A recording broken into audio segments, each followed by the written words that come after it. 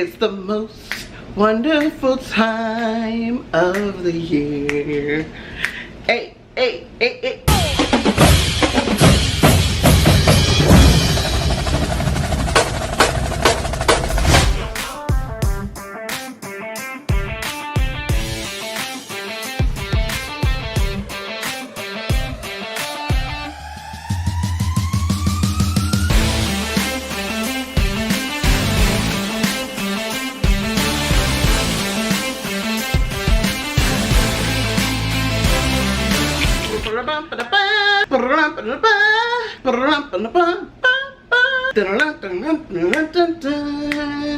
Hey, what's up you guys, and welcome back to my channel. This is TAKEOFF TWILLIE. If you can do your girl a huge favor, go ahead and spike that subscribe button. I am a huge sports fan, specifically football. So, and I am a product of the NFL myself. My dad played for 8 seasons with the Browns and the Colts, and so basically the NFL's in my blood. But nevertheless, it is a huge day in football. That's right, the 2020 NFL Draft is here.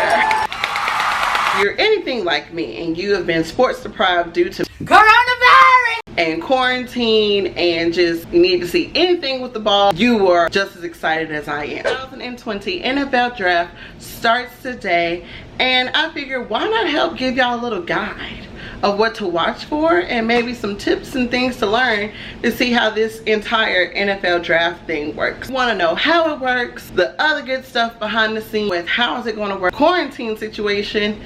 Stay tuned. Everyone in life has a bucket list. Mine includes a lot of sporting events. I want to work the Summer Olympics. I want to go to a Yankee game in New York. I want to go to Wimbledon. And last but not least, I want to work the NFL draft. Well, you guys, I thought that dream was coming true this year. Coronavirus came in, she just took it less. I still get to enjoy my NFL draft with some friends. Even though we are still practicing social distancing, it still is going to feel like as if we're all together in the same room. And though we're not working, we're still taking our notes, observing, enjoying the experience the best way we can. Now, I know you're probably wondering, okay, what's such a big deal about the NFL draft? Well, honey, I'm here to help you. So you want to know your man during this quarantine time. So this year, since everything in the world is virtual, they have decided to keep the NFL draft the best way possible, so you the fans can still watch and the prospects can still be drafted and have a semi-normal experience. For starters, each team in the NFL, there are 32 teams. Each team has their set 50 people who will be working and in close proximity to work the draft. I'm not saying close proximity, they're all in the same house, but they will have 50 people designed on this special Microsoft channel that only they can talk to each other and talk to the NFL commissioner and the other NFL office about their draft. First round of the NFL draft, each team will have 10 minutes to turn in their selection of who they want to be on their team. Now, I know you're probably wondering what's the order of the NFL draft. Well, here's how it goes. In the NFL, whoever has the worst season, like regular season that year, goes at the top. So this year is the Cincinnati Bengals. They have the #1 pick in the 2020 draft, and it goes from worst to who had the best one. Super Bowl champions of that year, which is the Kansas City Chiefs this year. They are the number 32 pick, and they will end the first round of the NFL draft for the 2020 season. Now, the top college prospects are entered into the draft. Most of them declared, you kind of already know, and then it goes. So you have big names this year like Joe Burrow from LSU, Chase Young from Ohio State, you have Tua, I'm not even going to attempt that last name, from Bama, Town Hero, Derek Brown and Marlon Davidson from Auburn.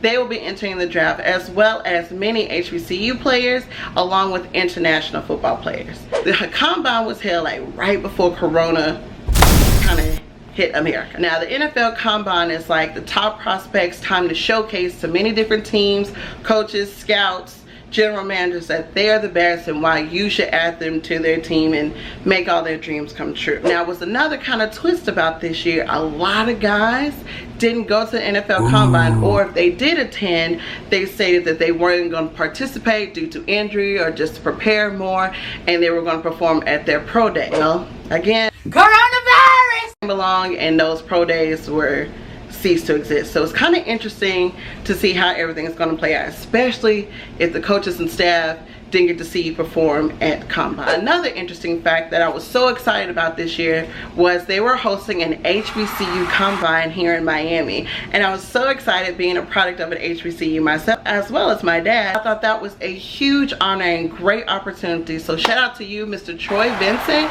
because I know you spearheaded that campaign. Whoever else spearheaded that campaign, I give my hats off to you. And Miss Corona, she just came and wrecked everything. This HBCU Combine was also going to be the International Players Combine, so players from the CFL in Ireland, Africa, Asia, I don't know, South. You could have came and tried out. I'm still hoping that many teams out there are looking at HBCU players and international players. You're looking at videos from last year's NFL draft and you're wondering, how is this going to work? Usually the NFL commissioner stands on the stage, states the team name, and then states the player who has been selected to that team, and they walk on stage, they hand them a jersey, they stand and take a picture, and they look real cute and like, look mama, I made it. Won't happen this year. It's that they're going to have 15 fans of that team that's on the clock stand behind them and cheer on as Roger Goodell tells the name, and then once they have announced that player's name, they will then cut to that player at his home, rec center, grandmama's backyard, wherever he wanted to celebrate the NFL draft, and that's how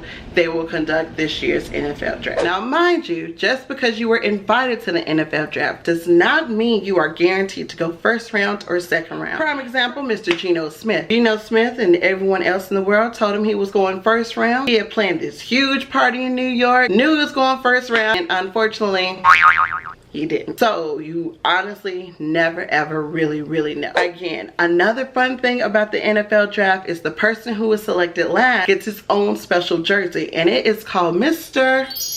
Irrelevant. The person who's picked at the very last spot gets a present, a jersey, and it says on the back, Mr. Irrelevant. They've been doing this tradition since forever. He played for the Tennessee Titans. He was a kicker. He was Mr. Irrelevant in 2009 and was on the team all the way up until 2019. Mr. Irrelevant made sure he was relevant long enough. According to NFL Chief Information Officer Miss Michelle, she said that there is 150 remote feeds this year for the NFL draft. That is just insane. So pretty much everyone that is a prospect in this year's NFL is going to have wires and surround sound. They even gave them lights, they gave them camera, they gave them everything that they'll be well equipped to make sure this year's virtual draft goes off without a hitch. Now of course this is the first time this will ever be done, and they did host a dress rehearsal, and some coaches and staff said that there was a couple of glitches, but you can't expect that. You always do a test run before you actually do the performance, and I think everything will go pretty smoothly today and within the next couple of days.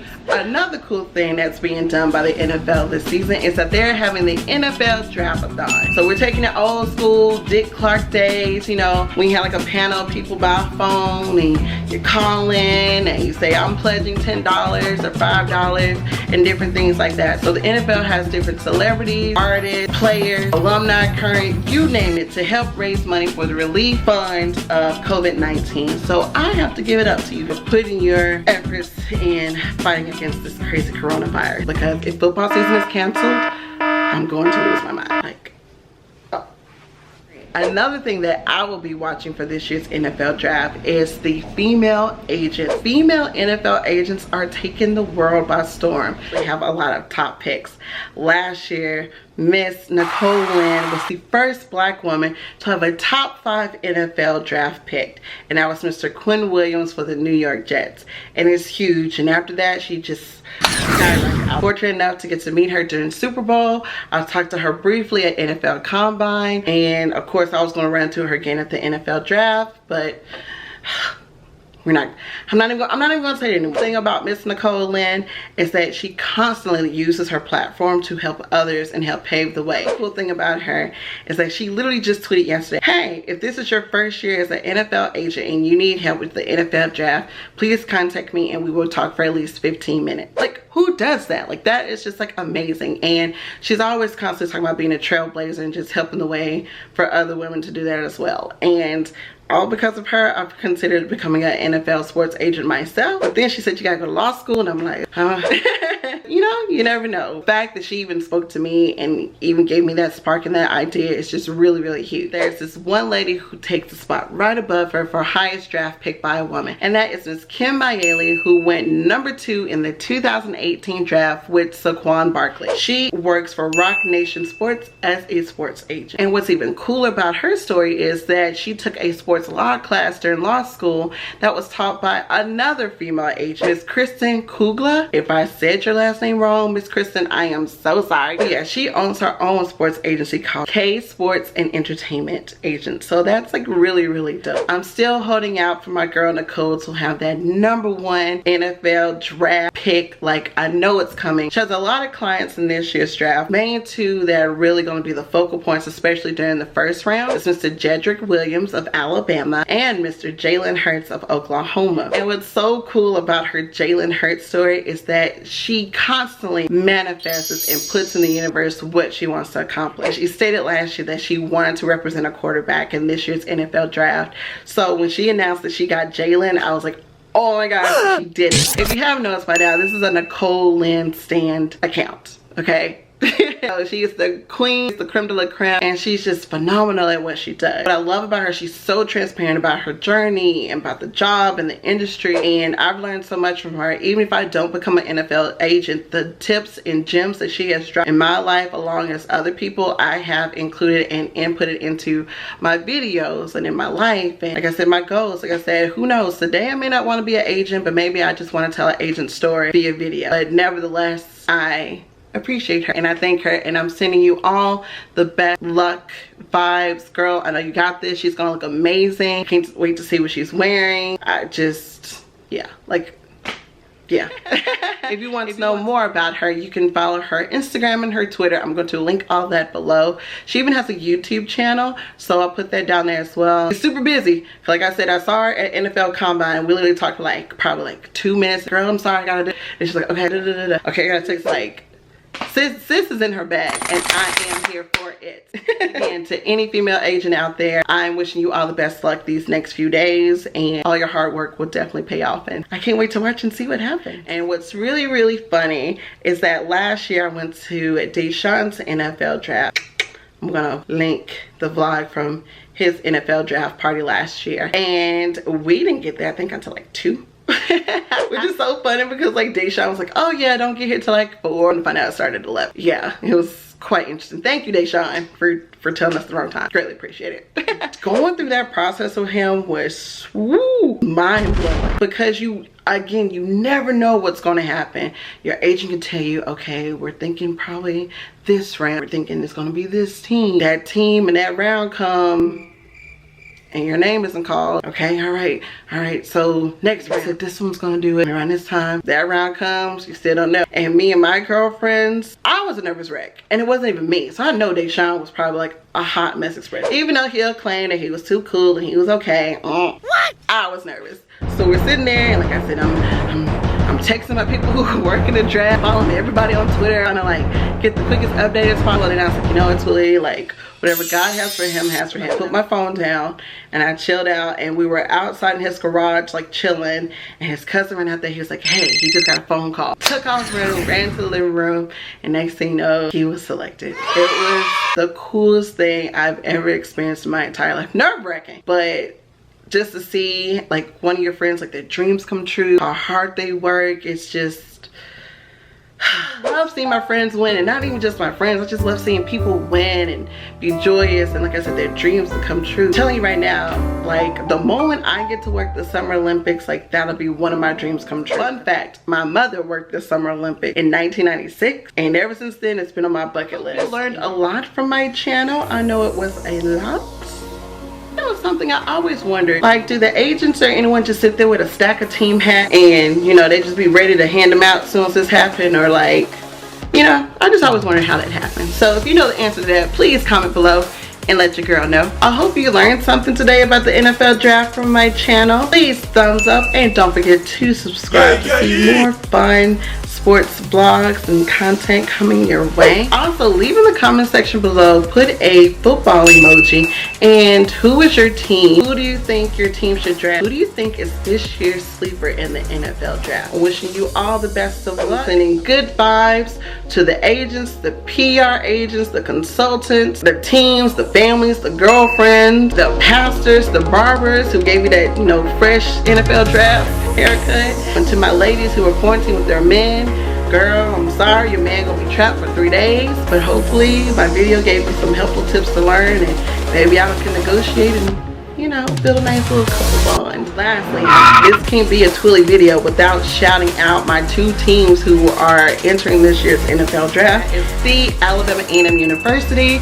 I'm wishing all those guys the best of luck. And of course, my Auburn Tigers, my Auburn University boys, wish y'all all the best in this year's NFL draft. And I can't wait to watch. This is going to be so exciting. And I can't wait to see just how everything else unfolds. So I love you guys. And without further ado, buckle up, because you never know where we are going to take off next. Hopefully it's somewhere soon, because I'm tired of being at home. Corona, please leave. You're ruining my life. Bye, guys.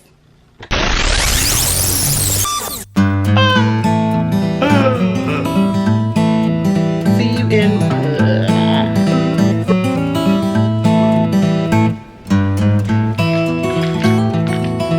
she's not the only NFL. Jesus Christ.